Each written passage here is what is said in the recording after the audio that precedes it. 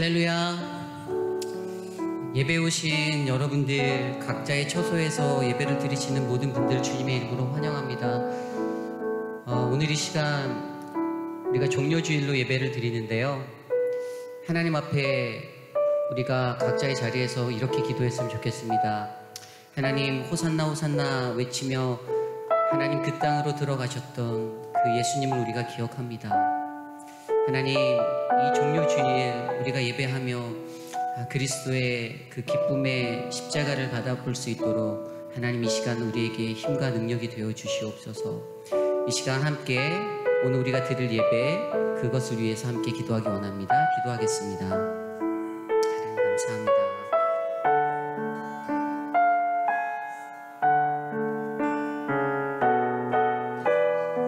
주님 이 예배 가운데 우리와 함께하여 주시옵소서.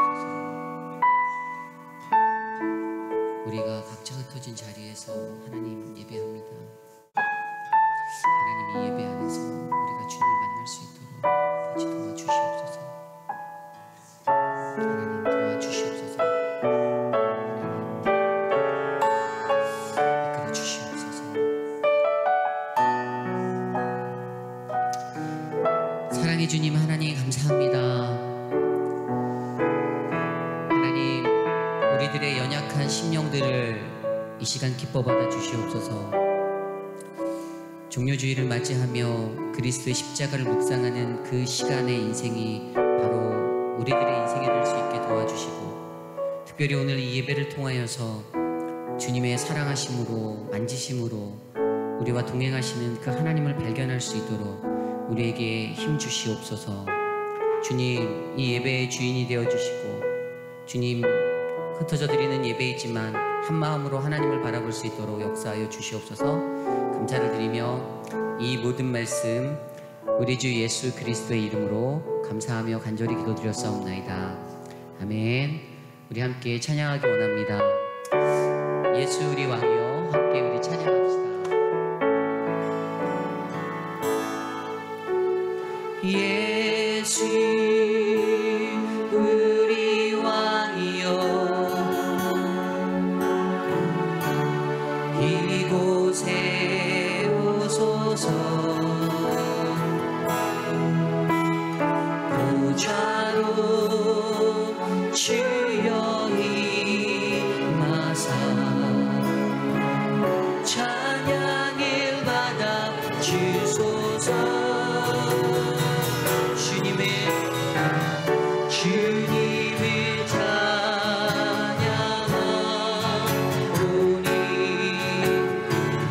주님의 경배하오니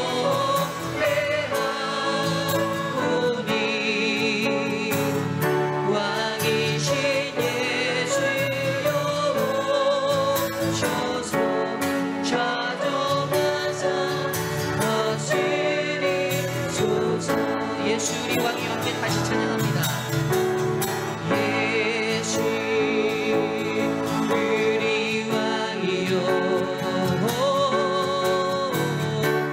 이곳에 오소서. 보좌로 주여 임하사 찬양을 받아 주소서. 주님을 찬양하오니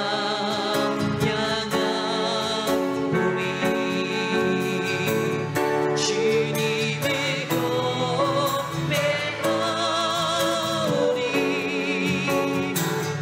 왕이신 예수여 오셔서 찾아가사 다스리소서. 주님을 찬양하오니 주님을 찬양하오니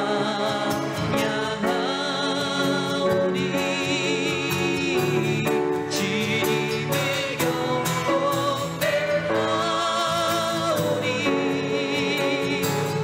왕이신 예수여 오셔서 찾아가사 다스리. 우리 다시 한번 고백할 거예요. 주님이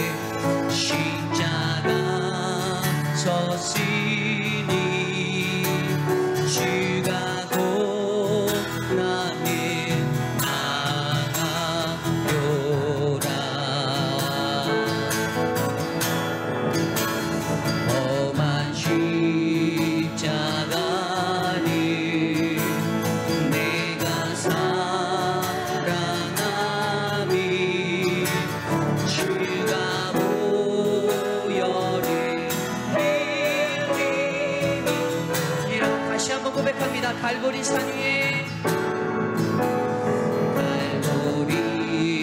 산 위 십자가 섰으니 아멘. 주가 고난을 당한표라. 험한 십자가를 내가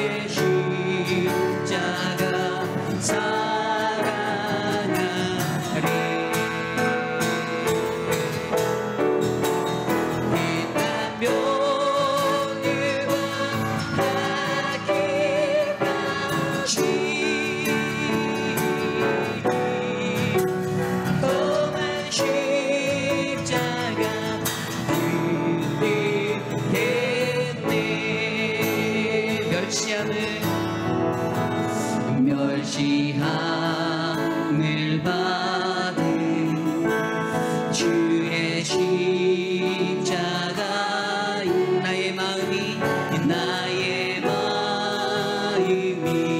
그리도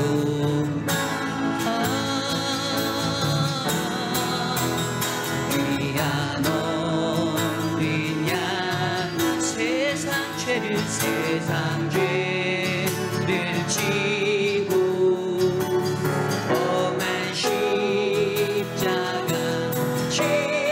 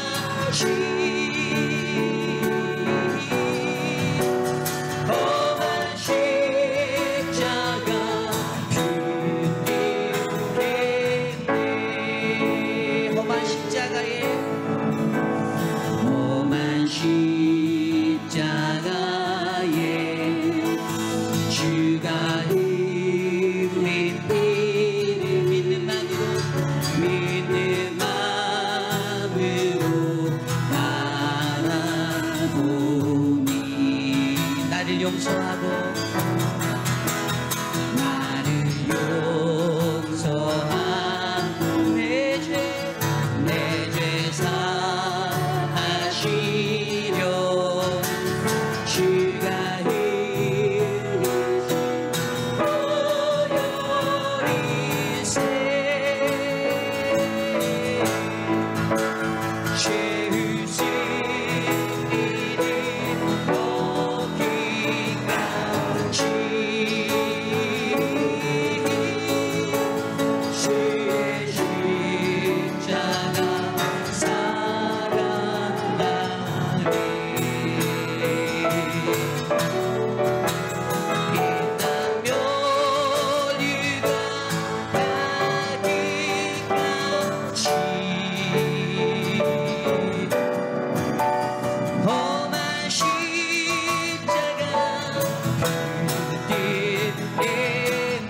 목소리로만 고백해볼까요? 주가 예비하신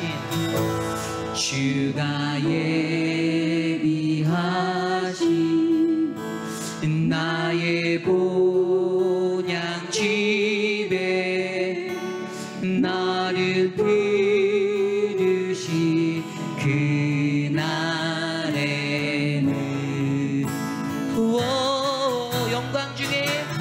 영광 중에 우리 주와 내가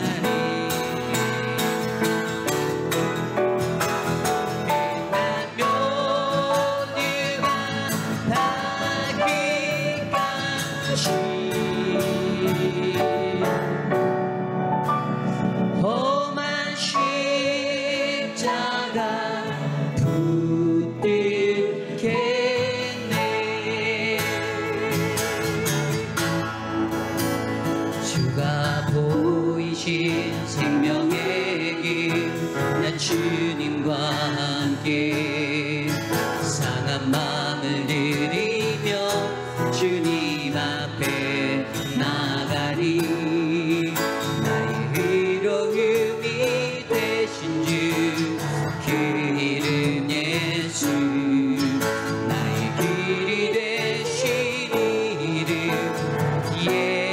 예수 다시 한번 찬양할까요? 주가 보이신 생명의 길 나 주님과 함께 상한 마음을 내리며 주님 앞에 나가리 의로움이 되신 주 그 이름 예수 길이 되신 이름 예수 나의 길 오직 그가 하시나니 나를 달려나신 후에 내가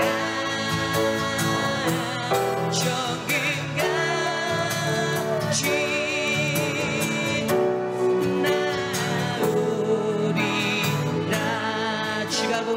나오리라 주가 보이신 생명의 길 나 주님과 함께 상한 마음을 들이며 주님 앞에 나가리 나의 의로움이 되신 주 그 이름 예수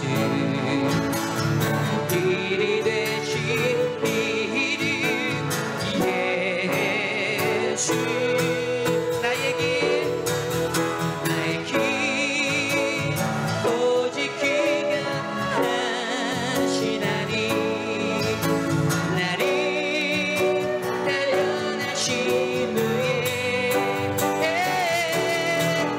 내가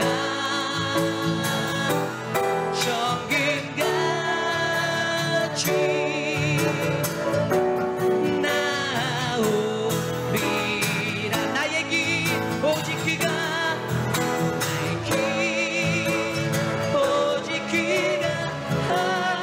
하시나니 나를 달려나신 후에 아멘 내가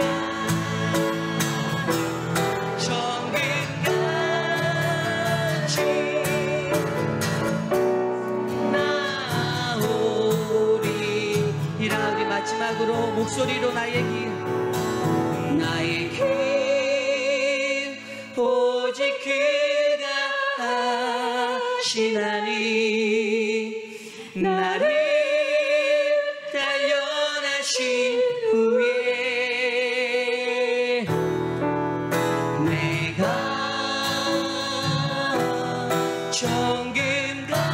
정금같이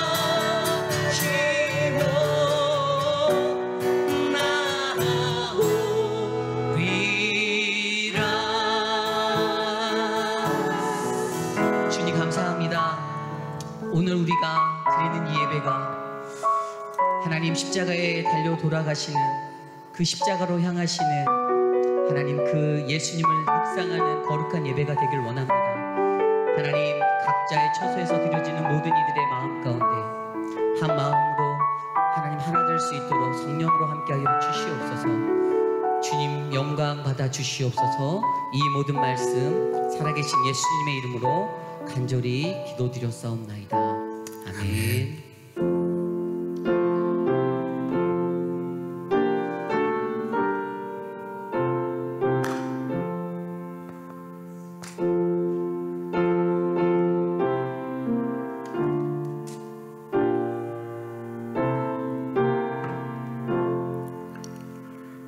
참으로 존귀하신 하나님 아버지, 전통적으로 십자가를 지시기 위하여 나귀를 타고 예루살렘으로 들어가시는 예수님을 기념하는 종료주일입니다. 호산나 찬송하리로다 주의 이름으로 오시는 이여. 종려가지를 흔들며 앞에서 아이들이 춤을 추며 소리를 지르며 나귀 타고 오시는 예수님을 환영하며 나아갑니다.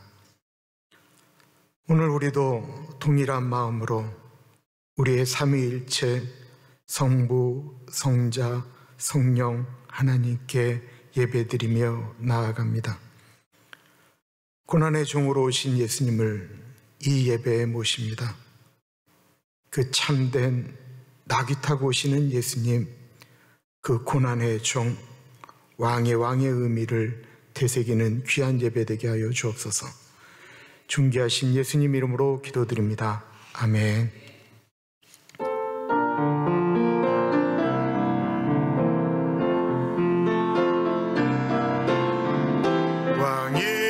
왕이신 나의 하나님, 내가 주를 높이고 영원히 주의 이름을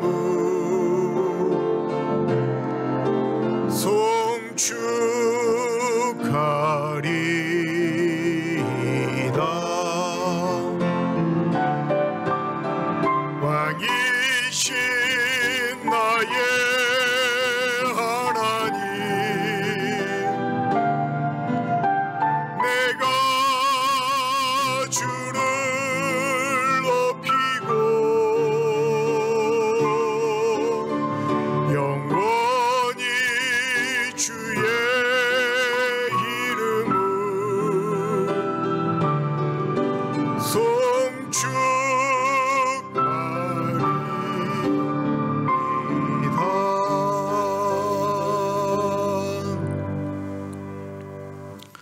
사도신경으로 우리의 신앙을 고백하겠습니다.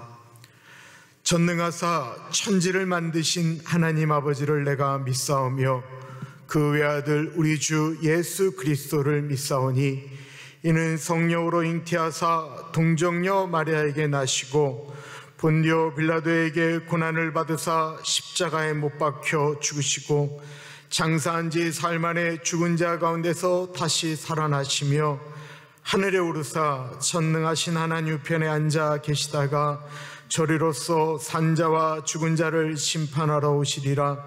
성령을 믿사오며 거룩한 공예와 성도가 서로 교통하는 것과 죄를 사여 주시는 것과 몸이 다시 사는 것과 영원히 사는 것을 믿사옵나이다. 아멘. 찬송가 70장 피난처 있으니 같이 찬양합니다.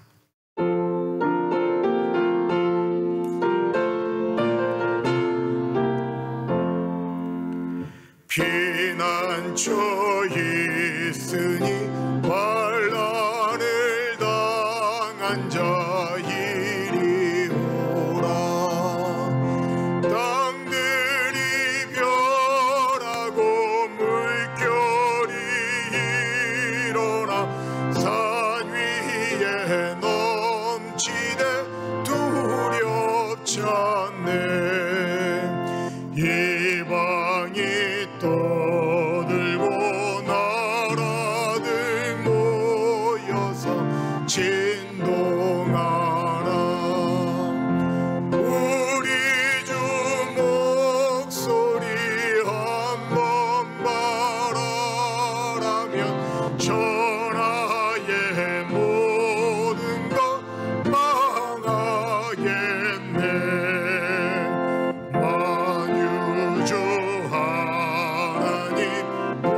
우리를 도우니 피난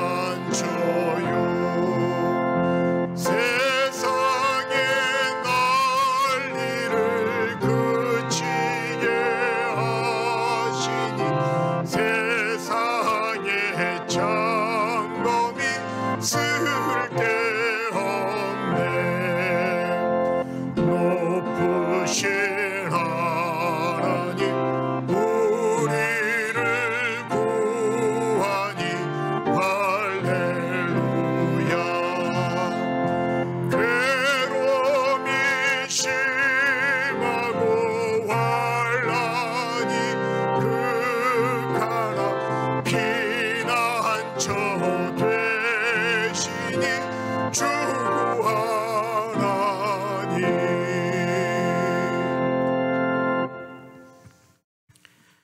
주보에 나와 있는 공동기도문 한 목소리로 하나님께 올려드립니다. 참으로 존귀하신 하나님 아버지, 오렌지 가나안 장로교회가 하나님의 뜻을 이루어드리는 교회가 되어지길 기도드립니다.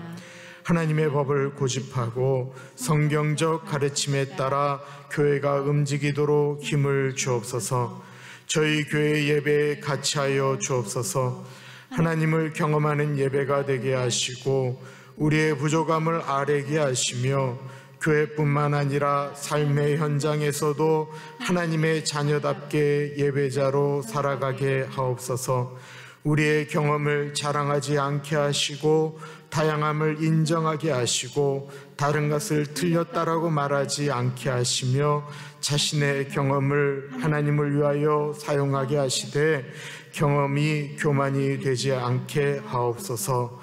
존귀하신 예수님 이름으로 기도드립니다. 아멘. 오늘은 회개의 기도를 두 가지로 하겠는데요, 하나는 회개 기도를 하겠고 또 다른 하나는 중보 기도를 하겠습니다. 먼저 회개 기도를 하겠는데요, 우리의 모든 일상이 바뀌었습니다. 같이 모여 식사하고 예배드리고 일터에 나가고 그렇게 하루하루 살아가는 것에 대해서 우리가 감사하지 못했습니다. 하나님이 우리에게 날마다 숨쉬는 순간마다 주신 것이 그 일상이 감사했는데 감사하지 못했던 것 회개하겠습니다. 주님이 주신 삶에 감사하지 않았던 것과 몸과 마음으로 하나님 앞에 사람 앞에 정결하지 않았던 죄를 회개하겠습니다. 성도가 성도되지 못한 죄, 교회가 교회되지 못한 죄 회개 기도하겠습니다. 같이 기도합니다. 존귀하신 하나님 아버지, 회개 기도합니다. 하나님 아버지, 일상적인 삶이 하나님의 주신 은혜인 것을 몰랐습니다. 마치 구름 기둥과 불 기둥이, 만나가, 메추라기가 하나님이 반석을 쳐서 물을 내리시는 것이 하나님 아버지 당연한 것처럼 여기며 살았던 이스라엘 민족처럼 그 모든 것들을 당연하게 여기며 살았습니다. 하나님 아버지 용서하여 주시기를 간절히 기도드립니다. 하나님 아버지 예배에 늘 와서 예배 드릴 수 있었기 때문에 예배에 대한 소중함을 몰랐습니다. 하나님께 신령과 진정으로 드리는 예배라고 하셨는데 그러지 않을 때가 너무나도 많았습니다. 하나님 아버지 용서를 구합니다. 용서하여 주옵소서. 예수 믿고 하나님의 백성이 되었는데 하나님의 백성답게 살지 못한 죄를 용서하여 주옵소서. 교회가 이 세상의 빛과 소금의 역할을 감당하라고 하셨는데 교회가 도리어 세상의 걱정거리로 되었던 것 하나님 앞에 회개하오니 아버지 용서하여 주옵소서. 아버지 용서하여 주시기를 간절히 기도드립니다. 주님 용서하여 주옵소서. 이제 중보 기도하겠습니다. 코로나 바이러스에 걸리신 분들, 그리고 걸리신 분의 가족들, 그리고 의심 환자들 회복시켜 주시고 담대함을 달라고 기도하겠습니다. 전염병이 더 이상 확산되지 않도록 하나님, 내가 성벽에 무너진 데를 막아서서 기도합니다. 그렇게 기도하겠습니다. 밤낮으로 지금은 본인이 원하곤 원치 않건 의료진들이 밤낮으로 지금 확진자들과 사투를 벌이고 있습니다. 그분들의 안전을 위해서 기도하겠습니다. 이것이 누구의 탓이다 혐오하고 저주하고 차별하는 것이 아니고 이 어려움을 서로 격려하며 이겨나갈 수 있도록 기도하겠습니다. 교회를 비롯한 정부, 행정부 각 기관들이 이때는 정말 한마음으로 하나님, 이 어려움 가운데 하나님, 우리가 마음을 모읍니다. 한마음이 되게 기도하겠습니다. 우리 같이 중보 기도합니다. 존귀하신 하나님 아버지 기도합니다. 사랑의 하나님 아버지 기도합니다. 하나님 아버지, 코로나 바이러스에 걸려서 죽음 앞에 두려워하는 분들에게 하나님 같이 하여 주시고 그 가족들 가운데 같이 하여 주시기를 기도드립니다. 검진을 받은 다음에 지금 기다리는 분들, 또한 격리되어져 있는 분들, 아버지 그분들 가운데 같이 하여 주시고 주님 은혜 주시기를 기도드립니다. 하나님 아버지 회복시켜 주시기를 간절히 기도드립니다. 하나님 연병이 돌고 있을 때 하나님 우리가 어떻게 하기를 원하십니까? 하나님 아버지 우리가 각자에서 기도하며 우리의 죄를 알아며 하나님께 구하며 나아갈 때 하나님 아버지 인도하여 주시고 도와주시는 하나님의 은혜를 기억하기를 기도드립니다. 하나님 아버지 의료진들 가운데 같이 하여 주시기를 기도드립니다. 의사 선생님들, 간호사들, 테크니션 모든 분들 가운데 같이 하여 주시고 이 일에 투입된 아버지 은퇴하신 분들, 아버지 그분들 한 분 한 분 가운데 지켜주시고 은혜 주시고 도와주시기를 간절히 기도드립니다. 하나님 아버지 이것이 누구의 책임이다. 혐오와 차별과 진노 가운데 나아가지 않게 하여 주십시오. 아시아인들이 이것 때문에 차별받지 않도록 인도하여 주옵소서. 이럴 때 도리어 위로하며 격려하며 아버지와 한마음으로 나아갈 수 있도록 인도하여 주옵소서. 교회 공동체, 학교 공동체, 하나님 아버지와 정부, 대통령, 각 기관들 모든 한 사람 한 사람 아버지와 모여있는 공동체들이 한마음으로 움직이며 나아가서 이 모든 것들을 극복할 때 하나님 아버지 우리가 한마음으로 주님 앞으로 나아갑니다. 아버지 우리가 한마음으로 주님 앞으로 나아갑니다. 하나님 더 이상 안 됩니다. 아버지 우리의 죄악 때문에 이렇습니다. 고백하며 나아가는 우리들 되어질 수 있도록 하나님 인도하여 주시옵소서. 존귀하신 하나님 아버지, 우리가 말씀을 붙들고 회개 기도하고 중보 기도하였습니다. 하나님 우리의 죄를 용서하시는 주님의 말씀을 받습니다. 그러므로 이제 그리스도 예수 안에 있는 자에게는 결코 정죄함이 없나니 이는 그리스도 예수 안에 있는 생명의 성령의 법이 죄와 사방의 법에서 너를 해방하였습니다. 참으로 존귀하신 하나님 아버지, 예수님 예루살렘 입성하실 때 아이들이 외쳤던 그 함성 소리가 들리는 듯합니다. 제자들이 신이 나서 올라가던 그 흥분도 느껴지는 듯합니다. 예수님을 찬양하는 사람들의 소리에 멈추게 하시오. 심성 모독입니다 외치는 바리새인들의 소리에 저들이 외치지 않으면 돌들이 외칠 것이다라고 말씀하셨죠. 그렇습니다. 주님, 지금 저희가 이런 상황 속에서도 우리가 외치지 않으면, 우리가 입을 벌려 주님을 찬양하지 않으면 온 세상의 나무들도 새들도 하늘의 구름도 넓은 바다 고기들도 주님을 찬양하게 하실 것입니다. 우리가 지금 마치 그 현장에 있는 듯이 우리를 위하여 죽으러 올라가시는 고난의 종을 맞이합니다.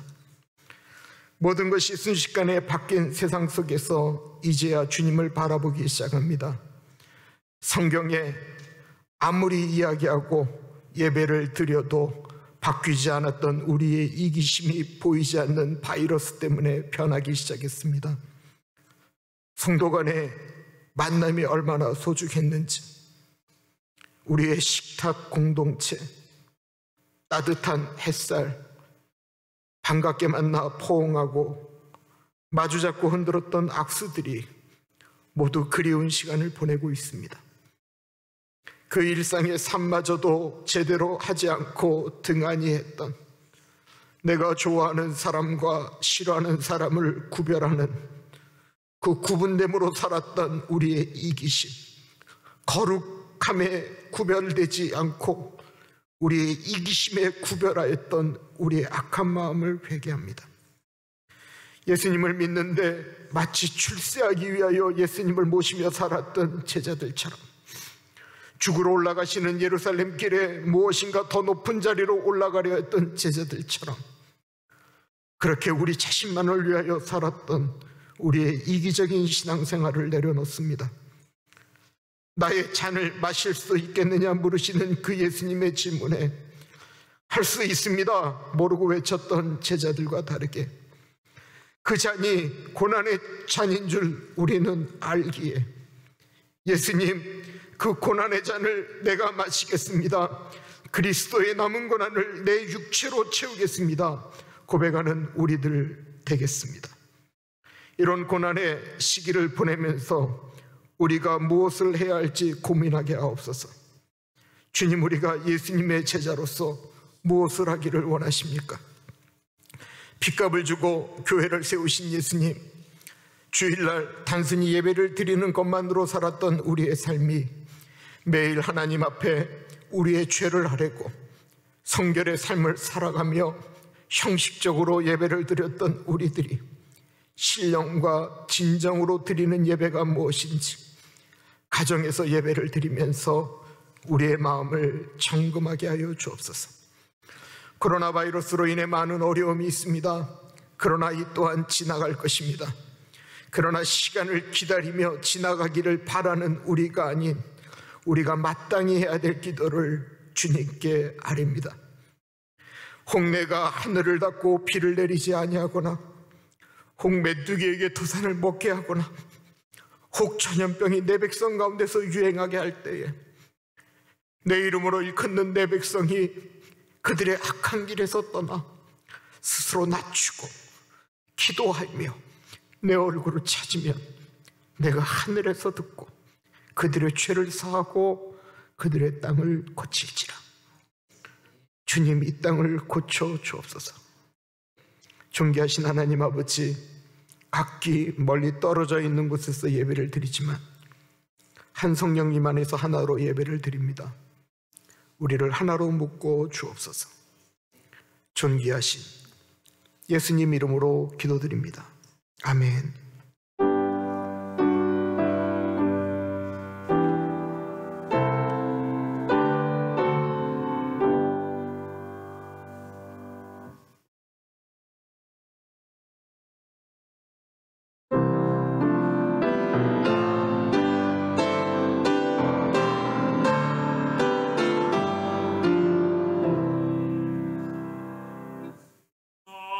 어젯밤이 잘 때 한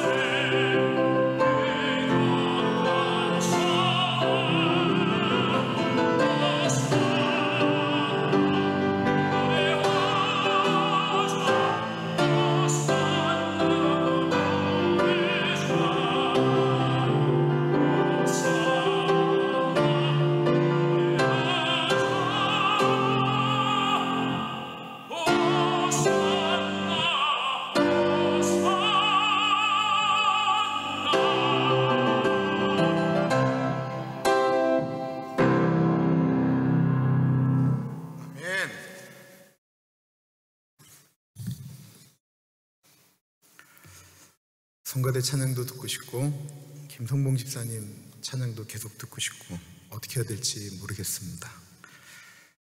광고 말씀드립니다. 주일 예배 4월 한 달 온라인으로 예배 드리는 것을 연장하였습니다. 기도해 주시면 감사하겠고요. 내일부터 고난주간이 시작되어집니다. 늘 전통적으로 고난주간에는 특별 새벽 예배를 드렸는데 없습니다. 생명의 삶을 가지시고 예수님의 고난을 묵상하시면 감사하겠습니다. 다음 주일이 부활절입니다. 부활절 예배도 온라인으로 드리게 됩니다. 저희가 미리 주보를 준비해서 보내게 되는데요. 이번에는 부활절 특별 헌금 봉투가 같이 나가게 될 것입니다. 이번 부활절 헌금의 절반을 이 시기에 어려운 분들을 위하여 쓰기로 결정하였습니다. 여러분들이 부활절 헌금을 내시면 절반은 이 코로나 때문에 어려운 분들을 위하여 사용되어질 것입니다. 당분간 교회에서 하는 모든 모임들은 중단되어집니다. 주 결정사항은 교회에서 사용하고 있는 카카오톡 그리고 전화 등으로 알려드릴 텐데요. 지금 교회 홈페이지에 아직 만들어지진 않았습니다. 교인들, 교회의 소식들을 일상으로 이렇게 일주일에 한 번이 아닌 매일 일어나는 일들, 별로 중요하지 않은 일들 같지만 우리 집 목회자들이 움직이는 것, 교회의 특별한 보지 못하기 때문에 듣지 못하는 내용들 같은 것들을 올리려고 하고요. 교인들도 편하게 거기서 올리면 교회가 지금 어떻게 돌아가고 있는지를 아실 수 있을 것 같습니다. 아마 내일이나 모레쯤 그 창이 만들어지게 될 것 같습니다. 릴레이 금식하는 것들, 또 사순절 나눠드린 성경 읽기표, 기도 제목에 맞춰서 계속해 주시면 감사하겠고요. 강석희, 강원희 집사님 친손주를 봤습니다. 참 어려울 때 보게 되었습니다. 그리고 우리가 지원하고 있는 이반석, 이명희 선교사님도 이번에 외손주를 보게 되었습니다. 축하드립니다. 기도 꼭 해주실 게 있습니다. 저희 교회에서 하는 국률사역입니다.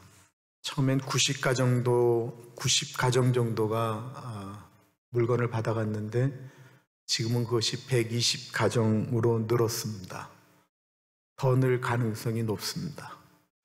저희 교회 한국 분들은 마스크를 쓰는데 같이 움직이는 멕시코 분들은 마스크 쓰는 게 참 익숙하지가 않다라고 이야기합니다. 교회에서 봉사하는 모든 분들에게 마스크를 지금 지급하고 있습니다.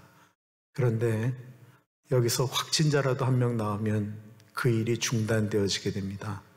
그 물건을 받아가시는 분들은 지금 국가에서 아무리 지원을 한다고 해도 그거 받을 수 없는 불법 체류자들이 많으세요. 옛날에는 순번을 주고 했는데 요즘은 화요일날 어떻게 하고 있냐면 저희가 물건을 만들어서 저 조그만 문만 열어놓으면 차들이 저희 교회를 뺑 돌려 차가 기다리고 있는 거예요. 차가 하나씩 지나가면서 물건을 받아서 가고 있습니다. 물건을 가득 실어서 보내고 있습니다. 오시라는 얘기 아닙니다. 그 준비하는데 혹이나 문제가 생기지 않도록 여러분들 기도를 부탁드립니다. 아무리 노력을 해도 의료진들이 진짜 마스크가 없어서 걸리겠어요. 아무리 노력해도 걸릴 수 있기 때문에 그렇습니다. 꼭 기도를 부탁드립니다. 이거는 아무리 무슨 얘기가 나와도 끝까지 할 생각입니다. 꼭 기도를 부탁드립니다. 하나님께서 오늘 우리에게 주시는 말씀은 신명기 4장 41절에서부터 49절까지 말씀입니다. 하나님의 말씀을 받들어 봉독할 때에 살아계신 하나님의 음성을 들으시기 바랍니다. 그때 모세가 요단 이쪽 해돋는 쪽에서 세 성읍을 구별하였으니 이는 과거에 원한이 없이 부지 중에 살인한 자가 그곳으로 도피하게 하기 위함이며 그중 한 성읍으로 도피한 자가 그의 생명을 보존하게 하기 위함이라. 하나는 광야 평원에 있는 베셀이라 르우벤 지파를 위한 것이요 하나는 길랏 라못이라 갓지파를 위한 것이요 하나는 바산 골란이라 므낫세 지파를 위한 것이었더라. 모세가 이스라엘 자손에게 선포한 율법은 이러하니라. 이스라엘 자손이 애굽에서 나온 후에 모세가 징언과 규례와 법도를 선포하였으니 요단 동쪽 벳부올 맞은편 골짜기에서 그리하였더라. 이 땅은 헤스본에 있는 아모리 족속의 왕 시온에가 속하였더니 모세와 이스라엘 자손이 애굽에서 나온 후에 그를 쳐서 멸하고 그 땅을 기업으로 얻었고 또 바산왕 옥의 땅을 얻었으니 그 두 사람은 아모리 족속의 왕으로서 요단 이쪽 해돋는 쪽에 살았으며 그 얻은 땅은 아르논 골짜기 가장자리의 알로에로부터 시온산 곧 헤르몬 산까지요 요단 이쪽 곧 그 동쪽 온 아라바니 비스가 기슬 아래 아라바의 바다까지이니라. 아멘. 제가 미국에 처음 왔었던 것은 20년 전입니다. 그때 나름대로 이 지역에서 굉장히 유명하셨던 목사님들이 계셨습니다. 그분들 중에는 돌아가신 분들도 계시고 은퇴하신 분들도 있는데 세월이 흘러서 그런지 몰라도 사람들이, 특별히 젊은 분들은 그분들의 이름을 전혀 기억하지 못합니다. 그렇게 은퇴하신 분 중에 은퇴 후에는 북한 회복을 위해서 애쓰고 노력하셨던 분들이 계시죠. 그분 중에 한 분이 Until the Day, 그날이 오기까지를 이끌어 가셨던, 북한 구원을 위해 선교단체를 만들고 워싱턴으로 한국으로 북가주로 다니셨던 손인식 목사님이 계셨습니다. 열정적으로 은퇴 후에도 중보기도로 또한 세미나로 성명서로 북한 구원을 외쳤던 손 목사님이 아쉽게도 그날이 오기 전에 돌아가셨습니다. 그렇다고 그날이 오기 전에 돌아가셨다라고 손인식 목사님의 꿈마저 좌절된 것일까요? 어떤 꿈을 향해 40년 동안 하루도 쉬지 않고 달려갔던 분이 있습니다. 그 꿈을 위해서 40년을 하루도 쉬지 않고 달려간 것입니다. 그런데 하나님이 그 꿈이 이루어지기 바로 직전에 그분을 데려가신다고 한다면 여러분 같으면 어떠시겠습니까? 마음이 어떻겠습니까? 누구의 이야기일까요? 모세의 이야기입니다. 모세의 꿈은 단 한 가지, 가나안에 들어가는 것이었습니다. 그것 위해서 꾹꾹 참고 살았습니다. 40년 동안 말 듣지 않고 불평하고 뒤에서 수군수군하고 심지어는 죽이겠다고 달려드는 때도 다 참았습니다. 그런데 하나님이 딱 한 번 화를 참지 못해서 했던 행동 하나 때문에 못 들어간다라고 하시는 것입니다. 그때는 하나님이 화가 나서 그러시나 보다라고 생각하고 그 말씀에 순종했습니다. 그런데 죽을 고생을 다하고 전쟁도 치르고 이제 요단강만 건너가면 약속의 땅, 젖과 꿀이 흐르는 가나안 땅인데 그 앞에 서니까 너무 들어가고 싶은 거예요. 너무나도. 그래서 신명기 3장에 보면 요단강 동편을 정복한 다음에 모세가 하나님께 간구하는 내용이 나옵니다. 신명기 3장입니다. 그때 내가 여호와께 간구하기를 주 여호와여, 주께서 주의 크심과 주의 권능을 주의 종에게 나타내시기를 시작하셨사오니 천지간에 어떤 신이 능히 주께서 행하신 일, 곧 주의 큰 능력으로 행하신 일같이 행할 수 있으리이까? 구하옵나니 나를 건너가게 하사 요단 저쪽에 있는 아름다운 땅, 아름다운 산과 레바논을 보게 하옵소서. 40년 동안 하나님의 말씀에 불순종 안 하고 죽도록 충성한 이제 120세가 난 늙은 노종의 하나님께 부탁하는 내용입니다. 들어줄 만한 부탁 아니겠습니까? 내가 하나님 같으면, 아마 우리 가나안 교회 식구들 같으면 100% 들어주죠. 하나님이 들어줄 만도 한데 하나님이 얼마나 매몰차게 말씀하시는지 모르겠습니다. 그만해도 족하니 이 일로 다시는 내게 말하지 말라. 그만했으면 됐으니까 다시는 들어가겠다라고 나한테 말하지 말라고 하나님이 그렇게 모세에게 말씀하시는 것입니다. 하나님은 어떻게 이렇게 말씀하실 수 있죠? 모세의 입장을 생각해 보면 너무나도 가슴 아픈 이야기가 아닙니까? 하나님이 모세를 사랑하지 않으셨을까요? 하나님은 거절하신 다음에 모세 보고 가나안 땅이 보이는 건너편 비스가산이라고 하는 곳에 올라가라고 말씀하십니다. 비스가산 한번 보시겠습니까? 저 요단강 건너편에 비스가산이 있어요. 그 아래는 사해예요. 비스간에서 요단강 좀 북쪽으로 쳐다보면 예루살렘, 여리고 등지가 보이는데요. 우리가 생각할 때는 지도로 보니까 굉장히 먼 것 같지만 빅베어에서 올라가서 보시면 멀리 있는 LAC가 다 보이는 것처럼 우리가 빅베어에 있는 눈이 보이는 것처럼 그 정도 거리도 안 되는 거리입니다. 아주 가까운 거리예요. 거기로 올라가라고 하셨습니다.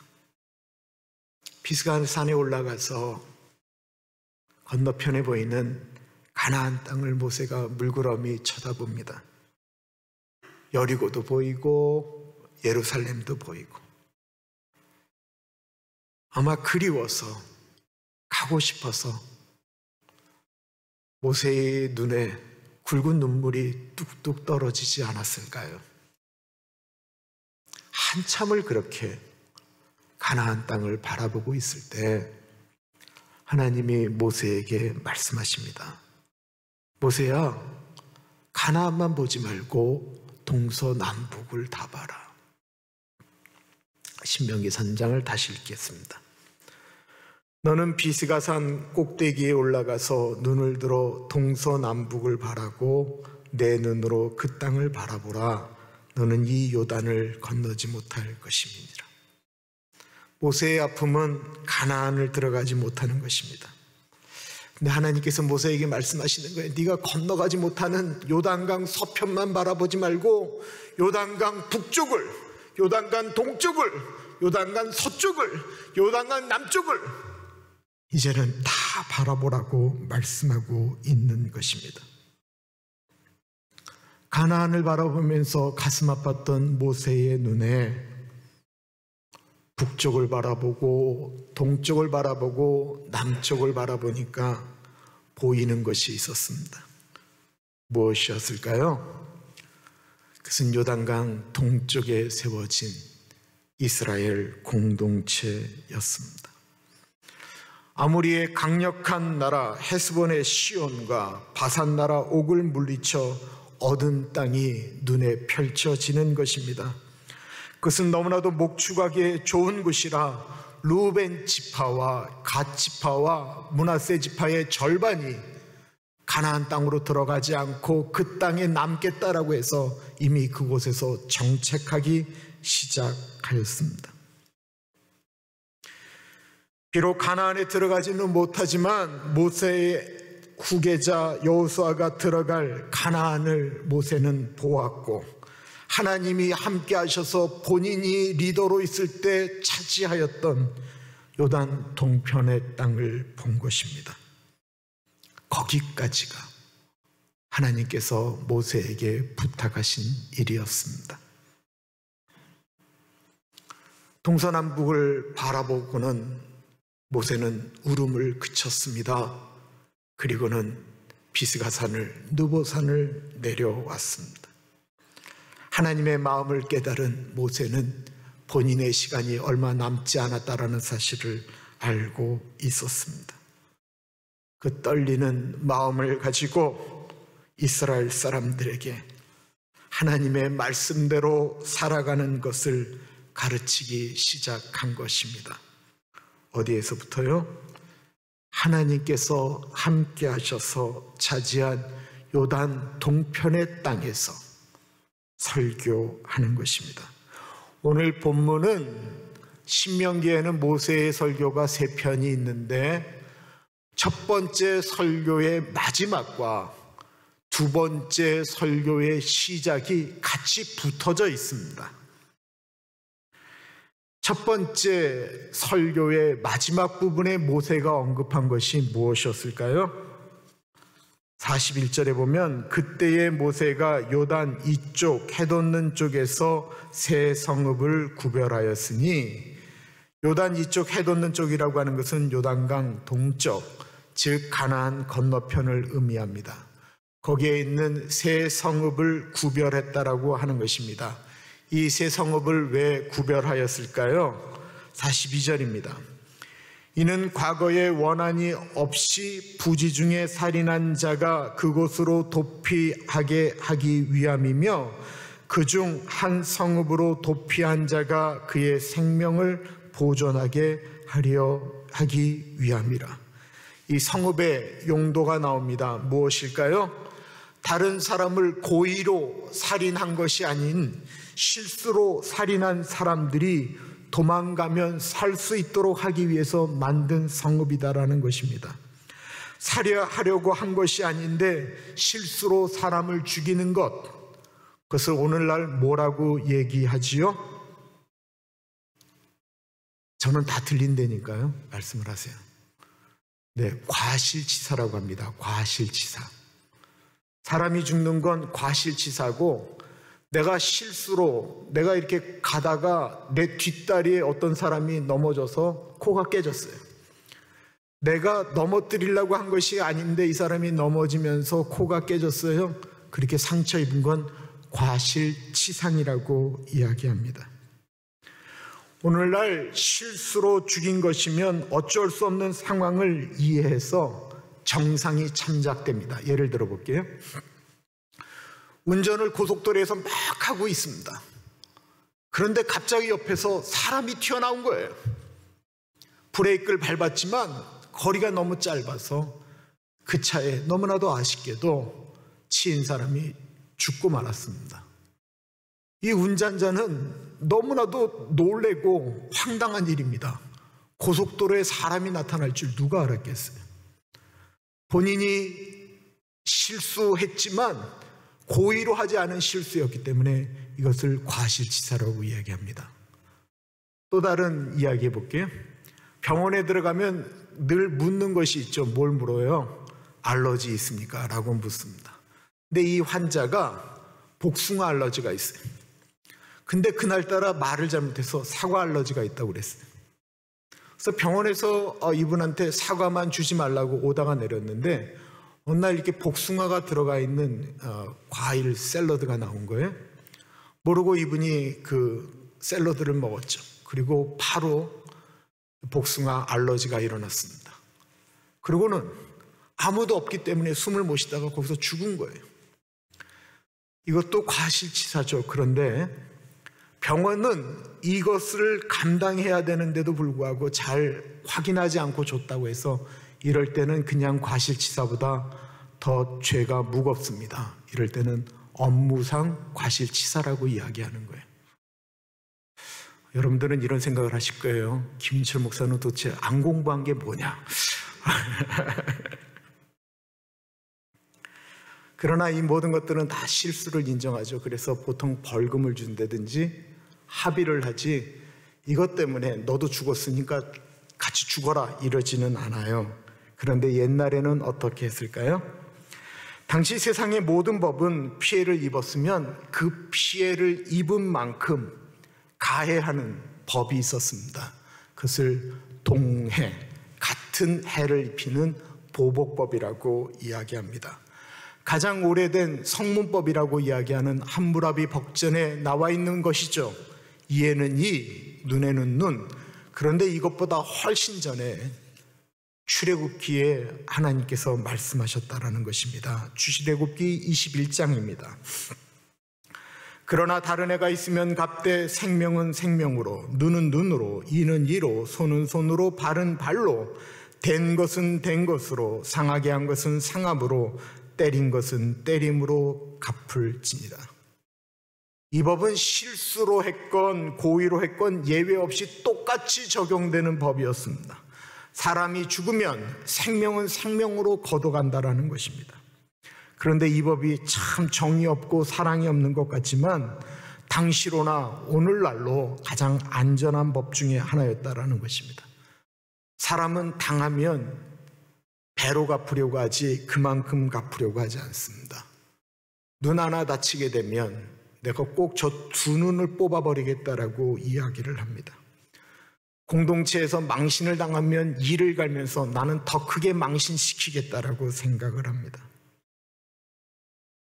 받은 상처보다 더 큰 보복을 하는 사람의 심리가 있었기 때문에 눈 하나 다쳤으면 눈 하나, 손 하나 다쳤으면 손 하나, 나름대로 가장 공평하게 했다라는 것입니다. 이 법에는 예외가 없었습니다. 그런데 하나님께서 하나님의 공동체에는 그러면 안 된다라는 것입니다. 신명기 뒤에 보면 구체적인 예를 하나 하는데요. 나무꾼이 나무를 하다가 이 나무 도끼자루에서 도끼가 날아가서 옆에서 나무하던 사람이 맞아서 죽었어요. 이 두 사람은 친구예요. 그 가족끼리도 늘 모여서 같이 밥을 먹었어요. 이게 일부러 죽인 것이 아닌 걸 알아요. 그런데 이 사람이 실수를 했는데도 불구하고 이쪽 가족이 도끼 들고 죽이겠다고 달려오는 거예요. 그러면 이 사람이 도망갈 수 있도록, 실수로 죽인 사람이 도망갈 수 있도록 만든 곳, 그것이 바로 도피성이다라는 것입니다. 놀랍게도 이 세 개의 도피성이 아직 이스라엘이 가나안 땅을 정복하기도 전에, 가나안 땅에 들어가기도 전에, 요단강을 건너 도시들을 세우기도 전에, 아니 요단강 건너가기 전에 도시들을 만들기도 전에 하나님이 가장 먼저 그곳에 도피성들을 먼저 세웠다라는 것입니다. 43절 보겠습니다. 하나는 광야 평원에 있는 베셀이라 르우벤 지파를 위한 것이요, 하나는 길앗 라못이라 갓 지파를 위한 것이요, 하나는 바산 골란이라 므낫세 지파를 위한 것이었더라. 이 도피성이 저렇게 하나 둘 세 개 있고요, 뒤로도 나중에 이제 가나안 쪽에 또 세 개가 있죠. 이 도피성의 특징이 몇 개가 있습니다. 첫 번째로는 실수로 사람을 죽인 사람, 과실치사한 사람만 도망가는 것입니다. 두 번째는 이스라엘 공동체에서 가장 길이 넓은 곳이 이 도피성으로 도망가는 곳이었대요. 무려 폭이 14m가 됐대요. 오늘날로 말하면 2차선이 넘는 거예요. 그렇게 넓은 곳에다가 길을 매년 12월 달이 되면 다시 닦았대요. 그리고 곳곳에 이곳이 도피성으로 가는 곳이다라고 편말이 되어져 있었고, 이스라엘 어느 곳에든지 가장 가까운 도피성은 무조건 하루 이내에 들어갈 수 있도록, 너무나도 길면 가다가 잡혀서 죽을 수 있으니까 하루 이내에 들어갈 수 있도록 했다라는 것입니다. 두 번째 한번 슬라이드를 보십시오. 저렇게 이스라엘 공동체 안에 6개가 있었는데, 이스라엘이 그렇게 큰 곳이 아니에요, 나라가. 그러니까 어디서든지 그곳에서 가장 가까운 도피성이 들어가 있다라는 것이었습니다. 세 번째는 실수로 사람을 죽이지 않은 사람, 고의로 죽인 사람이 도피성으로 들어가면 그 사람은 반드시 죽었습니다. 고의로 사람을 죽인 사람은 그곳에 들어와도 살 수가 없었습니다. 네 번째는 실수로 사람을 죽인 사람이 도피성 안에 들어가면 도피성 안에서만 살 수가 있었습니다. 이 사람이 몇 년이 지나고 성 위에서 가만히 보니까 자기를 죽이겠다고 기다리던 그 상대방 쪽 가족 사람들이 몇 년이 지나니까 눈에 보이지를 않아요. 그러니까 바깥 공기도 한번 마시고 싶었어요. 그래서 어느 날 한 5년 정도 지난 다음에 밖에 나갔다가 맞아 죽었잖아요. 그러면 그 죽인 사람이 죄가 없는 거예요. 도피성에만 있었어야 됐어요. 마지막 하나는, 이게 굉장히 중요한 건데, 만약에 내가 도피성에 2010년도에 들어갔는데 2015년도에 그의 대제사장이 죽으면 도피성에 들어가 있는 모든 죄인들은 다 용서를 받았어요. 그러니까 어떤 사람은 2014년에 들어가서 1년 숨어져 있었는데 회복된 사람도 있고, 어떤 사람들은 10년 전에 들어가서 대제사장이 죽어서 회복되기도 했다라는 것입니다. 그렇다고 한다면 왜 모세는 가나안으로 들어가는 이스라엘 민족에게 하는 첫 번째 맨 마지막 설교에 도피성 이야기를 꺼냈을까요? 그것은 두 번째 설교의 시작과 관련이 있습니다. 두 번째 설교는 처음부터 끝까지 이스라엘의 법을 다시 한번 해석해서 이스라엘 백성들에게 알려주는 것이었어요.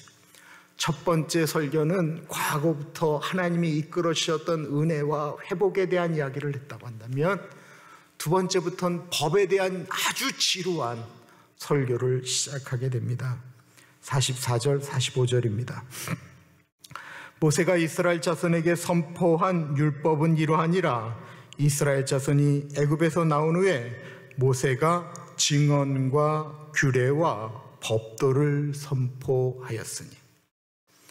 율법이라고 하는 것은 이것은 지켜야 하고 저것은 버려야 하고 이것은 해야 하고 이것은 하지 말아야 하는 율법, 딱딱한 그 율법을 가르쳐 주기 전에, 그 율법에 대한 정신을 이야기하기 전에 그 설교의 맨 마지막에 넣었던 것이 바로 하나님의 은혜에 대한, 사랑에 대한 도피성이었다라는 것입니다.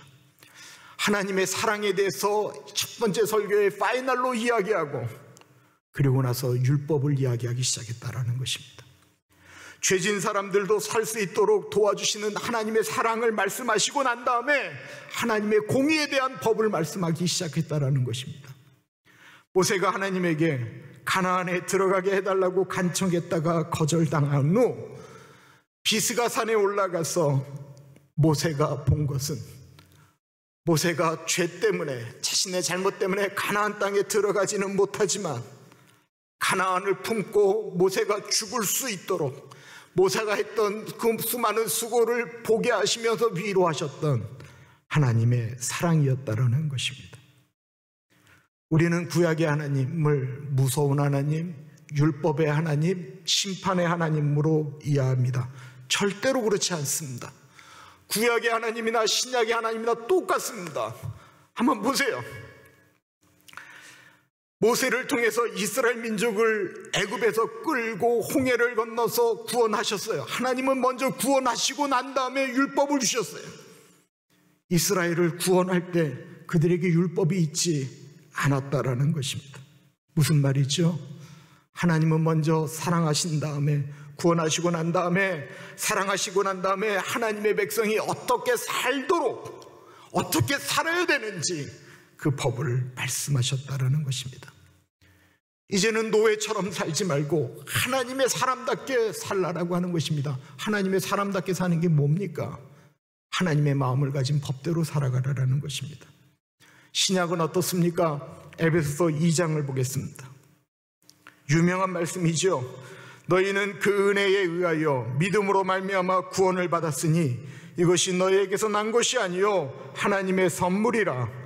행위에서 난 것이 아니니 이는 누구든지 자랑하지 못하게 함이라. 하나님의 은혜와 사랑에 대해서 우리를 먼저 구원하신, 우리의 행위가 아닌 무조건적으로 우리를 구원하신 그 은혜를 말씀하고 있어요. 그리고 난 10절이 중요한 거예요. 우리는 그가 만드신 바라 그리스도 예수 안에서 선한 일을 위하여 지으심을 받은 자니 이 일은 하나님이 전에 예비하사 우리로 그 가운데서 행하게 하려 하심이니라. 우리를 구원하시고 하나님이 원하시는 일들을 감당하라고 우리에게 부탁하셨다라는 것입니다. 하나님은 늘 사랑이 먼저셨습니다. 다시 말씀드립니다. 하나님이 먼저 늘 우리를 찾아오셨습니다. 우리가 착각하고 있는 것이 있습니다. 우리 사람이 하나님을 찾아갔다라고 이야기합니다. 아니요, 한 번도 우리가 먼저 하나님 찾아간 적 없습니다. 하나님이 늘 먼저 우리를 찾아오셨습니다. 구약의 하나님이 이스라엘 사람들을 찾아오셨고, 신약의 예수 그리스도가 하늘의 영광을 버리고 이 땅을 찾아오셨습니다. 그리고 성령 하나님이 우리를 찾아오신 것입니다. 모세는 하나님의 사랑인 도피성 이야기를 하고 첫 번째 설교를 마쳤습니다. 그리고 다시 이스라엘을 모아 두 번째 설교를 시작합니다. 44절부터입니다. 모세가 이스라엘 자손에게 선포한 율법은 이러하니라. 이스라엘 자손이 애굽에서 나온 후에 모세가 증언과 규례와 법도를 선포하였으니 요단 동쪽 벳부올 맞은편 골짜기에서 그리하였더라. 모세가 설교를 시작한 곳이 벳부올 맞은편 골짜기라고 합니다. 그리고 이어서 땅에 대한 설명이 나오죠. 이 땅은 모세가 비스가 산에서 보았던 땅들이었습니다. 이 땅은 헤스본에 사는 아모리 족속의 왕 시온에게 속하였더니 모세와 이스라엘 자손이 애굽에서 나온 후에 그를 쳐서 멸하고 그 땅을 기업으로 얻었고 또 바산왕 옥의 땅을 얻었으니 그 두 사람은 아모리 족속의 왕으로서 요단 이쪽 해돋는 쪽에 살았으며 그 얻은 땅은 아르논 골짜기 가장자리의 아로엘로부터 시온산 온 헤르몬 산까지요 요단 이쪽 곧 그 동쪽 온 아라바니 비스가 기슬 아래 아라바의 바다까지이니라. 모세가 말한 땅은 물론 가나안 땅이 아니고 요단강 동편에 있는 땅들이었습니다.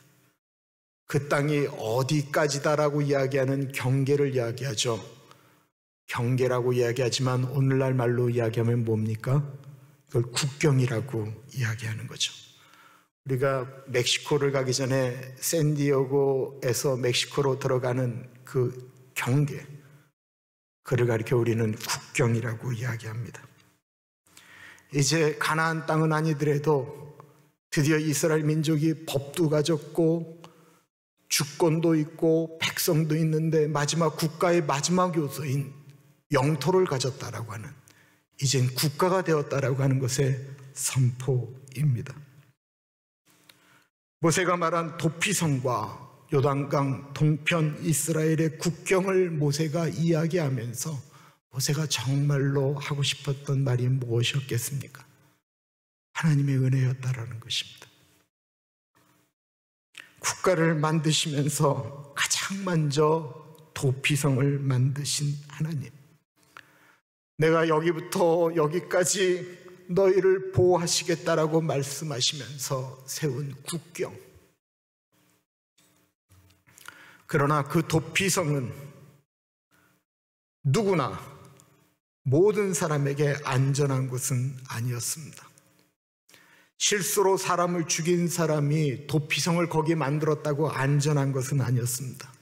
그가 살려면 도피성까지 끊임없이 도망가서 들어가야만 했습니다. 달려가서 사정을 이야기하고 그곳에 머물러야 합니다. 그 도피성을 하나님이 주신 땅 안에 세웠다라는 것입니다. 국경밭에 세운 것이 아니에요. 하나님이 주시기로 했던 그 땅 안에 하나님께서 도피성을 세우셨다라는 것입니다. 그 나라 백성들이, 하나님의 백성들이, 죄된 백성들이 살 수 있도록 하나님은 울타리를 치시고 그 안에 도피성을 만들었다라는 것입니다. 사랑 아니겠습니까? 은혜 아니겠습니까? 신약의 도피성은 누구로 표현하고 있습니까? 예수 그리스도 아니시겠습니까? 이 도피성이신 예수님이 필요 없는 존재가 어디 있습니까? 우리는 다른 사람들을 향하여 왜 저렇게 사느냐고 손가락질할 때가 있습니다. 다른 사람이 아픔을 겪고 다른 사람이 망하는 것을 보면서 그런 일은 자신에게는 전혀 일어나지 않을 것이다라고 생각을 합니다. 과연 우리가 지금 생각하는 그 일이 지금 일어나고 있잖아요. 잠언 27장 1절에 너는 내일 일을 자랑하지 말라. 하루 동안에 무슨 일이 일어날는지 너희가 알 수 없음이니라. 무슨 말입니까? 우리는 늘 고이건 실수건 죄를 질 수 있는 존재다라는 것입니다. 그런 우리를 위하여 영원한 피난처가 되시는 예수님을 보내주셨고 그런 죄인된 우리를 하나님 나라 백성 삼아 주셨다라는 것입니다. 이 사실을 잊지 말아야 됩니다. 일이 잘 되어도 우리는 겸손하게 하나님께 감사하며 나아가야 됩니다. 이것이 습관이 되어야 어려울 때 더 하나님 앞으로 나아갈 수 있는 것입니다. 하나님께 가까이 나아갈 수 있는 도피성이 있다라고 하는 것, 예수의 이름을 부를 수 있다라는 것이 가장 큰 복입니다. 아무리 도피성을 세웠을지라도 그곳으로 도망가야 살 수 있었던 것처럼 예수님께서 우리를 위하여 십자가를 아무리 지셨다고 할지라도 그 십자가를 붙들어야만이 우리가 살 수 있다라는 것입니다. 도피성이 불편한 것 같아서 도피성을 나가면 죽었듯이 세상에 많고 좋은 것, 우리를 유혹하는 것이 있다고 할지라도 하나님이 안 계신 곳, 우리가 예수님 떠나면 죽는다라고 생각하는 것이 옳다라는 것입니다. 예수님을 믿는 것은 살다 죽으면 영생복락, 살아서 믿으면 하나님의 나라를 이 세상에 선포하며 살아가는 축복입니다. 어떻게 하시겠습니까? 지금 여러분들은 가장 안전한 곳에 계십니까? 그곳에 계시면 안 죽습니까? 이 세상에서 하나님보다 더 안전한 피난처가 어디에 있습니까? 무엇을 붙들고 있습니까? 지금 붙들고 있는 그것이 가장 안전한 것입니까? 정말 그것이 우리의 삶과 죽음, 영생을 책임질 것입니까? 예수님보다 더 안전한 피난처인 것 맞습니까? 우리는 예수님 안에 있어야 합니다. 우리는 때때마다 예수님 앞으로 나아가야 합니다. 그리고 날마다 오늘이라는 시간, 우리는 내일을 모르기 때문에 오늘 예수님 백성으로 살아가야 합니다. 이 시간에 우리 같이 기도하겠습니다. 나의 인생에, 우리 가족에, 우리 후손에 가장 안전한 피난처가 되시는 주 예수 그리스도, 우리의 자녀들이, 우리의 후손들이 그 예수 그리스도 붙들게 하여 주십시오. 아무리 화려하고 많은 것이 많은 곳이라고 할지라도 하나님의 울타리 밖에 있으면 아무것도 아니오니 때때마다 시시마다 예수님 붙들고 살아가게 하여 주십시오. 우리 같이 기도하겠습니다. 존귀하신 하나님 아버지여, 시간에 기도합니다. 하나님 아버지여, 주님 붙들고 나아갑니다. 하나님, 예수님이 가장 안전하신 곳임을 고백합니다. 주님, 그 안전한 곳에 머무는 우리들이 되어질 수 있도록 인도하여 주십시오. 피난처 되시는 주 예수님 붙들고 나아가는 우리들이 되어지기를 간절히 기도드립니다. 하나님 아버지, 그렇게 살아가기를 기도합니다. 하나님 아버지, 우리들의 자녀들에게 예수 그리스도, 이 땅의 유일한 소망이 되시는 예수 그리스도, 그 이름을 하나님 심어놓기를 간절히 기도합니다. 이런 기회에 하나님 아버지, 우리가 그렇게 살아갈 수 있도록 인도하여 주십시오. 참으로 존귀하신 하나님 아버지, 우리의 가장 안전한 피난처요 도피성은 예수 그리스도인 것을 고백합니다. 이 세상의 유일한 소망이 예수 그리스도인 것을 고백합니다. 우리들의 자녀들이, 우리들의 가정이 이런 일들을 경험하면서 우리가 더욱 그것을 붙들고, 그 예수 그리스도 붙들고 살아갈 수 있도록 인도하여 주시옵소서. 하나님, 이 시간에 하나님께 예물을 드립니다. 비록 아무도 보는 이 없지만 우리의 마음이 온전히 하나님께 드려지기를 기도합니다. 주변에 정말로 어려운 분들이 많습니다. 이런 분들을 위하여 꽃헌금 드립니다. 우리 심성애 집사님, 믿음의 아버지 박영래 집사님 소천하신 것, 그 날들을 기념하며 늘 이때 꽃헌금 드립니다. 하나님 같이 하여 주시고, 제니퍼 우리 장로님, 윤혜준 권사님 강건케 하여 주옵소서. 우리 김영자 권사님 붙들어 주시기를 기도드립니다. 우리 수연자매, 에릭 형제, 현이 형제, 사라자매, 올리비아, 엘리자벳, 제이콥, 노아, 니콜라스, 마리 모두 한 사람 한 사람 붙잡아 주시고 은혜 주시기를 기도드립니다. 하나님 아버지, 우리 이재승 장로님, 이희진 권사님, 늘 목회자 따뜻하게 맞이하였던 우리 김정순 권사님, 하나님 그날을 기념하며 주님께 꽃헌금 드립니다. 하나님 같이 하여 주시고 은혜 주셔서 권사님이 평생 돌아가실 때까지 자녀들 이름 부르며 손주들 이름 부르며 기도했던 그 아이들, 특별히 우리 소피아와 탈리아, 그리고 에드윈의 인생을 책임져 주시기를 기도드립니다. 하나님, 우리 장영생 집사님, 줄리 집사님 같이 하여 주셨기를 기도합니다. 하나님 아버지, 쉽지 않은 시간을 보내고 있습니다. 두 분에게 넉넉함을 허락하여 주시고, 우리 줄리 집사님 어머니 가운데 같이 하여 주셔서 하나님, 주님 부르실 때까지 강건하게 하여 주시기를 기도합니다. 하나님, 우리 라빈과 KD 가운데 같이 하여 주시옵소서. 아이들이 믿음으로 자기의 길들을 개척해 나가기를 기도합니다. 우리 홍성수 집사님, 사랑하는 아버지 보낸 지 2주기가 되었습니다. 하나님 아버지, 홍 집사님에게 정말 가족 되시는 예수 그리스도, 그 예수 그리스도의 은혜가 우리 사랑하는 주애와 다희에게 부족함이 없이 채워질 수 있도록 은혜 나리여 주옵소서. 존귀하신 예수님 이름으로 기도드립니다. 아멘. 오늘 설교 말씀이 도피성이었기 때문에 오랜만에 피난처 되시는 주 예수 우리 같이 찬양하겠습니다. 드럼이 없어서 좀 아쉽지만 우리 힘있게 찬양하도록 하겠습니다.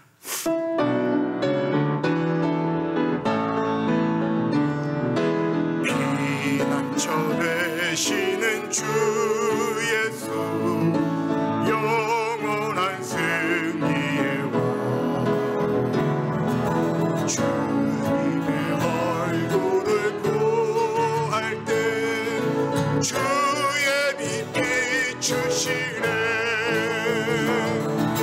전쟁은 주님께 속했네. 승리는 우리의 것. 예수의 이름을 높이며 영원히 찬양하리. 주님의 임재에 온 땅은 들리고 우리 기도에 하늘 문 여시네. 민족과 열방 주께 경배해. 영원히 보좌에 계시는 피난처 되시는 주 예수, 피난처 되시는 주 예수, 영원한 승리의 주님의 얼굴을 구할 때 주의 빛 비추시네. 전쟁은 주님께 속했네. 승리는 우리의 것. 예수의 이름을 높이며 영원히 찬양하리. 주님의 임재에 온 땅은 들리고 우리 기도에 하늘 문 여시네. 민족과 열방 주께 경배. 영원히 하나님 버리면 주님의 임재에 온 땅은 들리고 우리 기도에 하늘 문 여시네. 민족과 열방 주께 경배. 영원히 하나님 머리 양께 보좌에 계신 왕께, 보좌에 계신 왕께, 하나님 어린 양께, 하나님 어린 양께.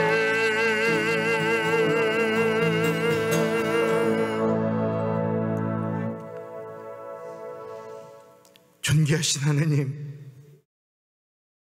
주님의 임재에 온 땅이 흔들린다고 하셨습니다. 우리의 기도는 하늘문을 여신다라고 하셨습니다. 하나님 아버지, 우리의 죄악 때문입니다. 우리가 너무 함부로 살았고 함부로 예수님의 이름을 망령되이 일컬을 때가 너무 많았습니다.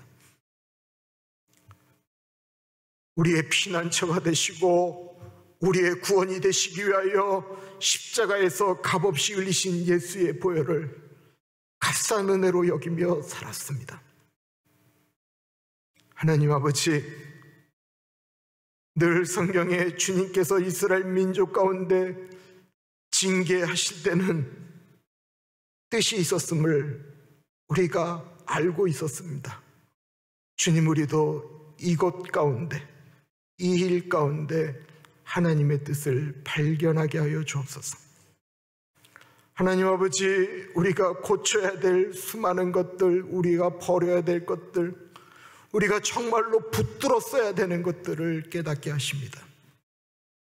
하나님, 한 주일 동안 살아가면서도 그것 생각하며 살아가는 우리들 되게 하여 주옵소서. 고난주간을 우리가 주의 전에서 예배를 드리지 못한 채 보내게 됩니다. 그래서 주님, 아쉽기만 한 것이 아니고 예수 그리스도의 고난의 의미를 더 깊이, 더 가슴으로 느끼는 시간 되어질 수 있도록 인도하여 주옵소서. 우리 사랑하는 교우들 어디에 계시든지 주님 지켜주시고, 사랑하는 가족을 못 보는 분들, 특별히 나이 드신데 자녀들을 못 봐야 되는 이 아픔 가운데 계시는 분들 주님 지켜주시고 이 모든 것들이 끝날 때까지 살려주시옵소서. 지금은 우리 주 예수 그리스도의 은혜와 우리를 너무나도 사랑하셔서 하나밖에 없는 아들을 넉넉하게 보내주신 하나님 아버지 그 크신 사랑하심과 성령 하나님 감화감동 역사 충만 교통하심이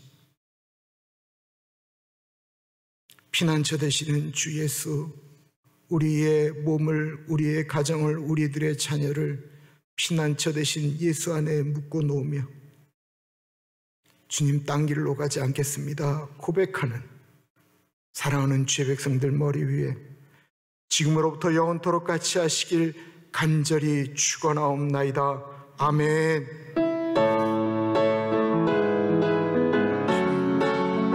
지금 우리 사랑하는 교우들 한 분 한 분 지켜주시고